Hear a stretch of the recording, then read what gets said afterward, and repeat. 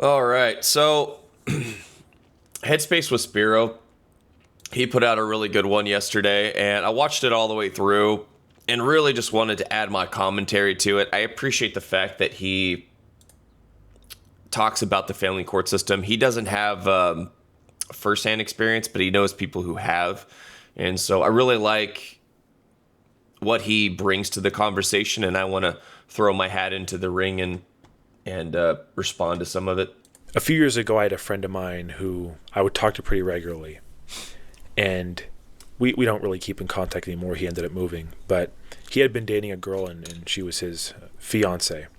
They were about to get married, and I remember she had wanted him to buy her this 3-carat emerald cut diamond engagement ring from Tiffany. Oh, good God. This was at the time he was 25 years old, working as a postgrad, making around $60,000 a year, living in an apartment, splitting the rent. This ring is, by the way, worth around $70,000. A 3-carat natural diamond emerald cut ring from Tiffany. Not taking into account, like I mentioned, the factors of him being 25 years old, him working for $60,000 a year, thinking that he would miraculously be able to afford, or think it would even be appropriate to ask for a wedding ring that is more than his yearly salary. So again, not living in reality. If I was with the woman who made that request, I would break up with her. I would. Not at 25. At 25, man, at 25, I wasn't even making $60K. I was a barista at 25. I was not making a lot of money back then. But the gall of a woman to ask something like that, that is a big ask. And I don't buy the whole, just that cookie cutter wedding stuff where you spend a third of your salary on a ring. That money could go to something like, I don't know, your expenses when you're married. I think it's absolutely ridiculous and stupid. I think it's idiotic when people spend all of this money on one day. On one day. I don't care if you're rich or not. I think it's ridiculous. I think weddings should be more informal if you're gonna get married, instead of making it this elegant event. And a lot of women, that's what they want them. They want the wedding day. They don't want the marriage. They don't actually want to commit to what marriage actually is. They just want the attention for that day. And weddings are always focused on the woman. They're never focused on the groom. It's always the bride, right? Father of the bride. There's no father of the groom movie out there. No, of course not. It's all about the woman. She's the focal point. And if you're with a woman who thinks about that and asks, or requests or demands, if that comes up and they have expectations for you to spend that kind of money on an object, it's a ring, dude. If I was going to get married, hypothetically speaking, I would want a woman who wants a hand-me-down ring from my mother or something, or my grandma. I don't know. I don't have one, but something that is a family heirloom or something simple. Just something simple. Those are the women that you want to be with. The ones that don't care about the flashy bling bling, right? Not taking into account the cost of living in this city we're in, where we're talking I think now almost $6 a gallon gas. The cost of groceries, the cost of living, the cost of rent. What he ended up doing was getting her a lab-grown diamond for around $4,000, and he was actually taking out payments on that. Attaboy. And when she had found out, she threw a fit with him. She didn't break up with him, as he should have quite frankly done with her. But she made a big deal out of it. Yeah, he should have. That should have been a red flag, and he should have ended it right there. Right then and there. Not even... $4,000 is quite a bit of money for a freaking ring. Good Lord. And really, here's the problem, is that I saw this is actually a really good comment I saw in another video, saying that essentially the support beams of society have been hit with a sledgehammer. and you wonder why society's crumbling. You wonder why things are seemingly falling apart. You try to be a good person nowadays, and you try to do the right thing, and you just get walked all over.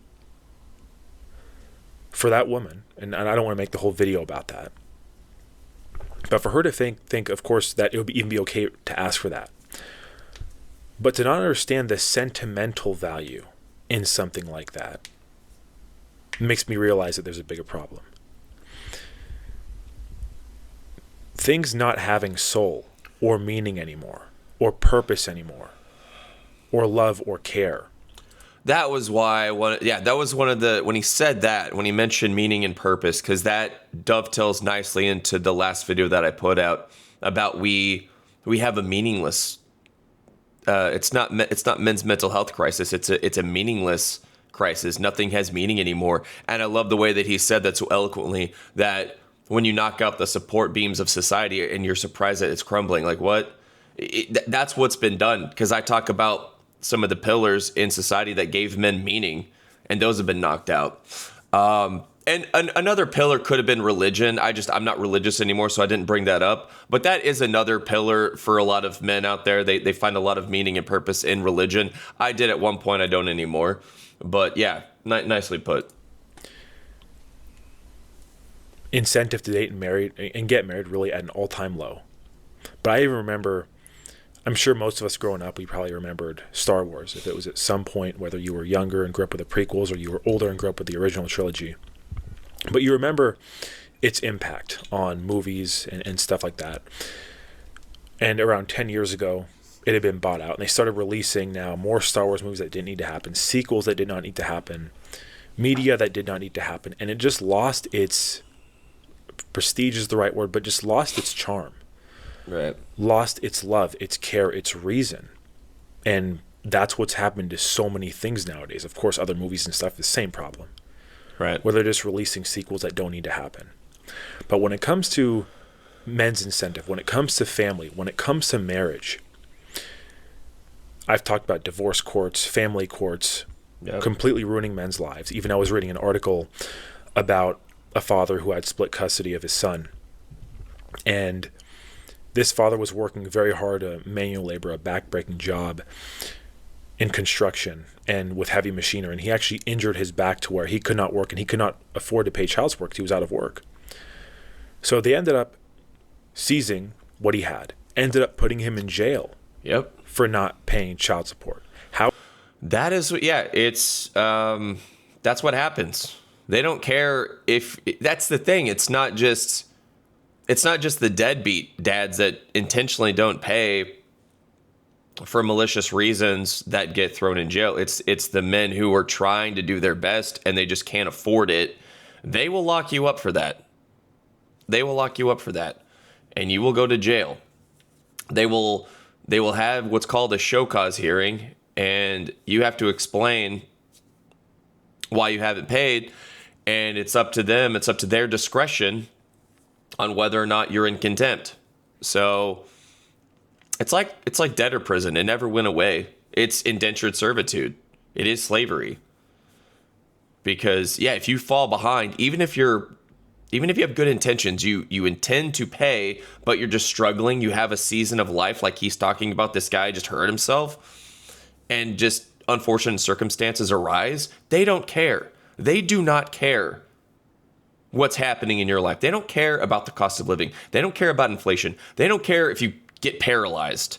They will still throw your ass in jail. It's Title 4D, man. Title 4D. It always goes back to Title 4D. It is a business, right? It is a business. They are there to make money. They get federal kickbacks for everyone paying into child support. And the majority that pay into child support are men, are fathers. How is he supposed to pay child support with the injury? Obviously, now how is he supposed to pay child support in jail? And they'll even take away your driver's license. They'll take away your ability to get a passport, to travel. They will do all of these things. They will make your life difficult. And they don't care about any handicap that you may have. You just go into that knowing that. That's why I harp on this so much, because men need to have better discernment than I had in my younger years. You have so many men who are being done wrong like that. And you have so many people who don't even know that these kind of things exist. And just to kind of put it into perspective, I remember I had a speeding ticket a while back, and this was when we were having some pretty hectic kind of weather in the city. And I remember I had sent by mail, the kind of request a revision and have stuff done with the ticket. And it never got through. It was lost in fulfillment. And then I got another ticket in the mail saying how the ticket's overdue and stuff like that. So I'd gone to the courthouse to take care of it. And I remember when I had gone there, or when I had gone to the courthouse, they gave me a response essentially saying that my license will be suspended by a certain day. And so I asked for a time to have a hearing and stuff like that. And they scheduled the hearing after the suspension date. Of course they did. They worked slow to begin with, but yes, that was probably intentional. That's probably intentional. They want to make your life harder. Tickets are essentially for poor people. If you're poor, middle class, of course, middle class and poor are basically the same thing now. It inconveniences you. It makes your life harder, and they still expect you to, that's the thing is these government entities, they still expect you to pay, but then you're like, okay, well, I need my car to go to work so I can make the money to pay it. And then, but they're still going to cut your legs out from under you and revoke your driver's license. So that's the thing. It's just like, well, you better figure it out. That's how they operate. Knowing that, basically saying so they could set me up to where if I drive around now, I'm in trouble. Yeah. There's something totally wrong with that. And that keep in mind, that's just a speeding ticket. That's the thing on a much smaller scale than a divorce and a custody battle. Works the same way, though. And even when I had gone to the courthouse, I remember it almost reminded me of school or elementary school, for example, because, every employee there was female. And I remember the feeling of sitting down in this room, staring at the clock. There's this kind of just silence in the air and this very strange vibe. If you guys have felt it, you know what I'm talking about. But almost like there's a disdain towards you or towards a man or that something just feels very off about the whole process. And a point I want to make here is that I hold men accountable. I've held men accountable in videos when I've talked about friendships and stuff like that. I've known men who have knowingly gotten with women who are married or in relationships looking over red flags. And I hold men accountable for that. I've cut many friends off in my life. But that same accountability needs to be held for women, needs to be held for these kind of circumstances. Because men are being beaten down into silence and afraid to speak out against these kind of things. When they do try to speak out, they're being manipulated in some kind of way. Like even, and I understand that there are two sides to everything, but you're not going to tell me when something is objectively wrong, when something is being used to wrongfully ruin someone's life or attempt to destroy their life, that there's any other position that is going to justify that. It doesn't make any sense. Even with friends nowadays, they're more problematic than ever. They're really more problematic than ever. When you don't have brotherhood, when you don't have real camaraderie, and then you're shamed a lot of the time for not having a big friend circle, when a lot of these people don't even know what a real healthy friendship even looks like. Right. A lot of people that will judge you on not having a lot of friends or enjoying solitude, they don't even have real friends. Their priorities are out of whack. I spend a lot of time in solitude, but I have a good head on my shoulders. I know other men who spend a lot of time in solitude. They have a good head on their shoulders. They have great discernment. Very intelligent. Could make friends if they wanted to. But when you go out there into the world, there's not a lot of people that I want to connect with. I have a lot of filters. I don't want to connect with a lot of people. A lot of people, it's impossible to connect with them. I have nothing in common with a lot of people out there in the world. And when you're more intelligent and you're awake and you see things for what they are, You become a minority in the population. There aren't a lot of people that think that way and see that way and speak that way. I like to speak plainly. I like to speak my mind. There aren't a lot of people that like to do that. There aren't a lot of people who have gone through the process of individuation, who even know what that is. There are a lot of people that are still wearing masks. They haven't integrated their shadow. They haven't had a dark night of the soul. They haven't gone through adversity. They haven't gone through the gauntlet that brings you to that point in life. They haven't been broken. I connect with people who have been broken and who have been through a lot of hard stuff in their life. Because I myself have.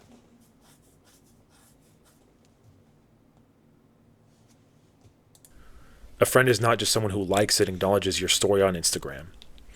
A friend is not someone who pushes negative influences on you and tries to get you to go to raves and nightclubs and those kind of places on the weekend. That's not what a real friend is. A perfect example with the lack of honesty, with the lack of trust in more than just relationships and dating is there was someone that I had talked to for a number of months, and he had said that he had some apartment that he was going to let me move into. And this apartment was, ultimately too good to be true for the cost of living here in the city I'm in. But I remember a couple days before I was going to move in, now what he made it sound like was that he owned the apartment, so it was a condo, right? So he owned it, and that he was going to be moving and living on his own somewhere. And wanting me to pay this amount that was a really good price. And out of nowhere, 2 days before I was supposed to move in, he texts me saying how, oh, and by the way, there's a $550 a month HOA fee, and you're going to be paying for that. Yeah. If it sounds too good to be true, it probably is. And so after that, I told him, I said, hey, this is just not going to work. And I didn't sign anything, luckily. He was going to let me do it month by month, which, again, is not, the norm here. But I ended up not doing that. What I came to find out was he did not own that apartment. He did not own the condo. He wasn't moving out. He didn't have all this money and all this kind of stuff like he claimed to put on some image, which I don't care if someone has money or not. That's not what I base my interaction with them off of. That's your classic bait and switch right there. But he was wanting me to stay there and pay his rent, basically, so he could stay there and live for free. Boom. He had no plans to move out. I did the math on what it would have cost with what I would have been paying initially, which was $400, which in the city I'm in is a steal, and the supposed $550 HOA fee. That would have been the cost of the rent. He was trying to take advantage of me, and I caught it right then and there. It was super obvious. Again, even leading up to the thing, I felt wrong. And that's the thing I will say. When it comes to marriage, when it comes to friendships, when it comes to relationships, if there's something in your gut telling you that it's wrong, if you have a bad feeling or you see especially blatant red flags, just walk away. Yeah, always listen to your gut. If there is a hint of something telling you that something is off, then you listen to that feeling. I'm not saying that you should live by your emotions, but intuition, your gut, those gut feelings that you get, like he had, this doesn't seem right. It seems too good to be true. And then, of course, last minute, oh, yeah, by the way, bro, you're going to be paying more than the rent and HOA fees per month. And then you come to find out, yeah, he's just trying to take advantage of him. That's the thing, is just you. Now he's more weary of people. Now he understands that, oh, this happened to me. This could happen again. I'm not going to trust somebody in a situation like this. I'm going to add more filters. I'm going to do more due diligence. And luckily, he's smart enough to have realized this and not gotten trapped. But a lot of people aren't smart enough to realize that, hey, this person might be taking advantage of me, and they will take things at face value. They won't question it, and then find themselves up a creek without a paddle. That's the best thing you can do, is walk away. Because, of course, like I've mentioned, like I said, holding men accountable, is that I've seen many times where men overlook red flags and it backfires in relationships and in plenty of other things. But With that, I cut this friend off. I held him accountable for trying to lie to me, for trying to be dishonest. He wasn't a friend, man. You cut off somebody that was not even a friend to begin with. Good job. See, that's what needs to happen. I told a story in a previous video a while back about a mechanic who tried taking advantage of me, trying to say that there was a blown head gasket on my Jeep when he really just drained the coolant, that it was overheating, and I was able to fill the coolant and it was totally fine. Trying to get me to pay a lot of money in repair. I held that mechanic accountable. I do not go back there. I called them about it and talked to them about it and explained to them that. When it comes to a lot of the way, or really when it comes to women in society, and I see the way that women act, they're not being held accountable because for some reason, there's this notion that it is empowering for women to act really in just a way that's completely unacceptable. The way women act and dress nowadays is just not, it's totally wrong. And I remember when I was in high school and before that, there was dress codes in the school. Yep. And then around the time that I had graduated high school, there was this big push of this kind of female empowerment, and women should be able to wear what they want to wear without worrying about being catcalled. And with that, the moral decay just followed when it came to dating. It just went completely downhill. Yeah, so when I was in high school, I went to high school from 1999 to 2003. I was in Texas. I was in a West Texas, so pretty conservative area of the United States. And we had a strict dress code for girls and boys. I remember they didn't allow piercings or hair that wasn't a natural hue. I was super into Power Men 5000 one year and had my hair bleached, and then I had it dyed bright yellow, neon yellow, just like the front man for Power Men 5000. Thought it was pretty cool. Had it spiked up, and then I also had a labre. I had the lip piercing, and didn't have it long because the school they found me because it's easy to spot a guy with neon yellow hair in the hallway. And so, yeah, I went to the assistant principal's office and I had to have it changed. So I had to bleach it to blonde, and I had to I ended up putting in a clear spacer so that my lip wouldn't close. But yeah, I just wanted to rock a new look. But yeah, I couldn't even get away with that. And girls, they couldn't get away with having short shorts or short skirts. It had to be a certain length above like 4 inches above your knee or something, nothing more than that. And in addition to this, so my number that people can call and just connect with me, and you can call me anytime, feel free. I had this really good kid. He said he had autism. He was 18. He was about to graduate high school, and he had gotten in trouble because he had an issue with the way that the girls at the school were dressing. He found it inappropriate. And yeah, he made a joke that, of course, I mean, he could have had a little bit of better discernment regarding the joke that he had told that kind of got him into the situation, but his heart was in the right place. He talked to me about it. He seemed like a really good kid. And he just wanted women to be held accountable and also for them to not dress that way. And the teachers didn't. The teachers took the girl's side. They did not take his side at all. He was silenced essentially, and the girls were not held accountable for their behavior, the way they dressed. And because I asked him if they had a dress code. He said no. Apparently they don't do dress codes anymore. Yeah, very strict dress code whenever I was in high school. Very strict dress code, especially even for men with hair. We couldn't have it a certain length. And this was a public school. I didn't go to a private school at all. It was even stricter at a public school or at a private school. I myself, I don't like the educational system. I don't like school. I'm not a fan of school. I'm a fan of unschooling, not even homeschooling. Anything that involves state propaganda, I'm not about it. So, as you know, I've talked about this, but yeah, let's continue on. Like I said, dating apps have been around, or I've talked about dating apps have been around for some time, and they were still no good. But you look on them now, and it's just a joke. It's a complete joke. And you ask yourself, like, who is going to want to marry women like that? Who's going to be able to take women like that seriously? And even with something too I want to mention with that is this notion that, like, when I see, for example, a family, a seemingly healthy family, where the mother has respect for the father, and if they're maybe out in public and they're walking the kid in a stroller or something like that, that's an amazing thing to see. But in order for there to be family, in order for there to be marriage, there's going to have to be decent women. There's going to have to be women that understand that these kind of things are wrong. They have a responsibility in society as well. They have to have a certain level of conduct and decorum. It's unfortunate that the way that women act and dress is not elegant at all. It's not. The behavior of a lot of women, of course, not talking about all women. You always gotta preface with not all women. It's really annoying that you have to do that, but it is what it is.